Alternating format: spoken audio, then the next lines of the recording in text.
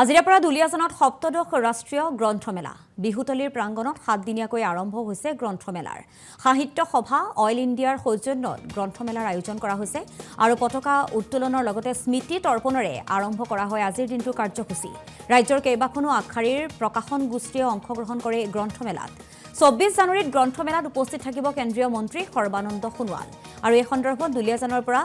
মৃদুস্মিতা ফুকনৰ এক প্ৰতিবেদন আছে আগবঢ়াইছো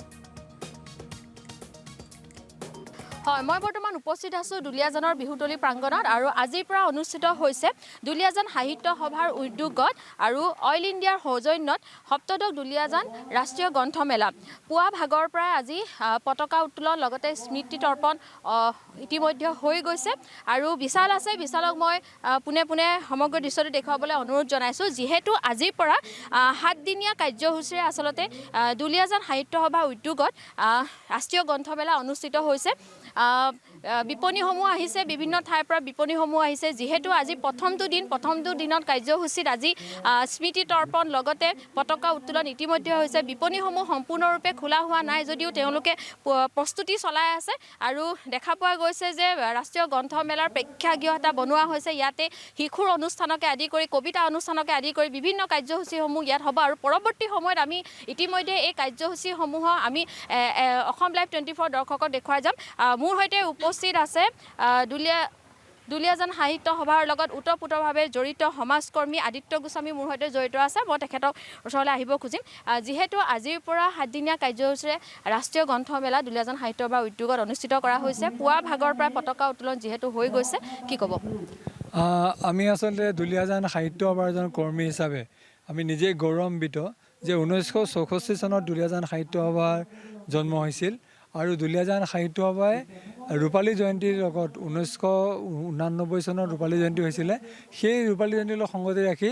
দুলিয়াজানত গ্ৰন্থমেলা ইয়াত অনুষ্ঠিত কৰি আহিছে প্ৰতি 2 বছৰৰ মূৰে মূৰে আৰু পৰৱৰ্তী সময়ত এই গ্ৰন্থমেলাই ৰাষ্ট্ৰীয় গ্ৰন্থমেলা হিচাপে আমি ইয়াত অনুষ্ঠিত কৰি আহিছোঁ এইবাৰ আমাৰ বয়সৰ লেখেৰে 37 বছৰ হ'ল আৰু আমাৰ 18তম এই দুলিয়াজান গ্ৰন্থমেলা এই গ্ৰন্থমেলাত আমি আশা কৰিছোঁ যে ইয়াত আমাৰ বিগত দিনবোৰৰ দৰে এইবাৰো ইয়াত কেইবাখনো বিপণী আহিছে আৰু ইয়াত গ্ৰন্থপ্ৰেমী ৰাইজে তেওঁলোকৰ গ্ৰন্থবিলাক উপযোগী গ্ৰন্থবিলাক ইয়াত পাব কিনিব পাৰিব ইয়াত ক্ৰয় কৰিব পাৰিব আৰু এই গ্ৰন্থমেলাৰ লগত সংগতি ৰাখি আমি আৰম্ভণিৰে পৰাই ইয়াত বিভিন্ন অনুষ্ঠান অনুষ্ঠিত কৰি আহিছোঁ ইয়াত আমি আলোচনা চক্ৰ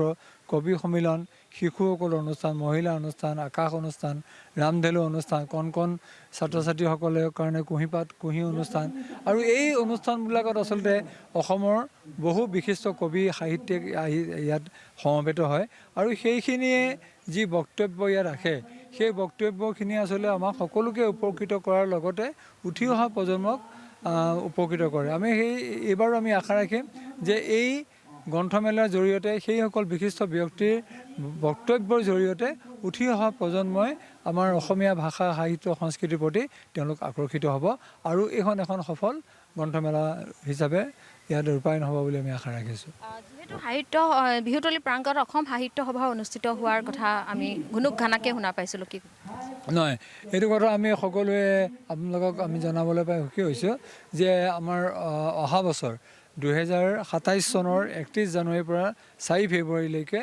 দুলিয়াজানত অসম সাহিত্য সভাৰ মূল অধিৱেশন দ্বিবাৰ্ষিক অধিৱেশন অনুষ্ঠিত হ'ব আৰু ইতিমধ্যে আমি এই অধিৱেশন অনুষ্ঠিত কৰিবৰ কাৰণে প্ৰস্তুতি সমিতি গঠন কৰিছোঁ আৰু অহা 29 তাৰিখে আমি উদযাপন সমিতি গঠন কৰিম আৰু তাৰপিছতে আমাৰ গুৱাহাটীত যিখন 31, 1, 2, 3 তাৰিখে মধ্যকালীন অধিৱেশন গুৱাহাটীত অনুষ্ঠিত হ'ব তাৰ পৰা আমি অসম সাহিত্য সভাৰ পতাকা ইয়ালৈ আমি আনিম আৰু তাৰ পৰা আমাৰ পূৰ্ণ প্ৰস্তুতি আমি চলাম আৰু এই আপাহতে আমি দুলিয়াজানৰ সমূহ ৰাইজক আমি অনুৰোধ কৰিম বিভিন্ন ভাষা বিভিন্ন ধৰ্ম বিভিন্ন সংস্কৃতিৰ লগত জড়িত হৈ থকা আমি ব্যক্তিসকলক আমি অনুৰোধ কৰিম যাতে এই দুলিয়াজান সাহিত্য সভাই অনুষ্ঠিত কৰিব লগা এই আমাৰ যিখন দ্বিবাৰ্ষিক অসম সাহিত্য সভাৰ গৌৰৱান্বিত অধিৱেশন এই অধিৱেশনত তেওঁলোকে জড়িত হৈ আমাৰ দুলিয়াজানৰ যি ঐতিহ্য